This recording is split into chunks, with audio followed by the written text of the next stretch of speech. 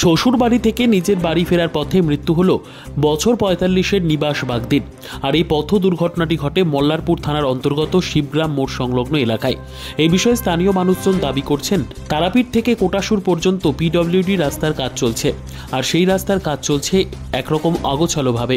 বিভিন্ন জায়গায় রাস্তার কাজের জন্য তৈরি করা হচ্ছে ব্রিজ বা কোথাও কোথাও বাড়ানো হয়েছে রাস্তা। তবে শিবগ্রাম মোড়ের কাছে ব্রিজের জন্য অর্ধেক দিক খনন করা হয়েছে, তো অর্ধেক ব্রিজের ওপর দিয়ে যাতায়াত হচ্ছে। কিন্তু যে দিকটাতে ব্রিজের খনন করা আছে সেখানে নেই কোনো ব্যারিকেড বা নেই কোনো সাবধানতার বার্তা। আর এই শীতের কুয়াশাচ্ছন্ন সন্ধ্যায় গতকাল তার শ্বশুরবাড়ি থেকে নিজের বাড়ি আসছিলেন নিবাস বাগদি নামের ওই ব্যক্তি। তবে গতকাল সন্ধে নাগাদ বাড়ি আসার পথেই শিবগ্রাম মোড়ের কাছে সেই গর্তের মধ্যে মাইক সহ পড়ে যায় ওই ব্যক্তি। আর গর্তের মধ্যে ছিল জল, আর সেখানেই তার মৃত্যু হয় বলে মনে করছেন স্থানীয়রা। সকাল হতেই স্থানীয় মানুষজনের নজরে আসে এই ঘটনার খবর। তারপর সেই খবর দেওয়া হয় মল্লারপুর থানার পুলিশ প্রশাসনকে। আজ অর্থাৎ বৃহস্পতিবার সকাল ৯টা নাগাদ ঘটনাস্থলে মৃতদেহ জেসিবিতে করে উদ্ধার করার পর রামপুরহাট মেডিকেল কলেজ হাসপাতালে পাঠানো হয় ময়নাতদন্তের জন্য। ঘটনাকে ঘিরে এলাকায় রয়েছে শোকের ছায়া।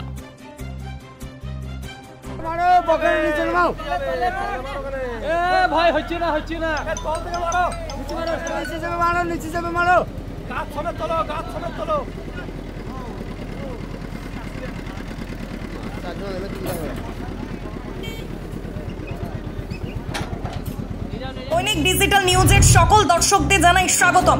যে সমস্ত দর্শকরা আমাদের চ্যানেলটি এখনো ফলো বা সাবস্ক্রাইব করেননি তাদের জানাবো খুব তাড়াতাড়ি আমাদের ফেসবুক পেজটি ফলো ও ইউটিউব চ্যানেলটি সাবস্ক্রাইব করে রাখুন। ধন্যবাদ।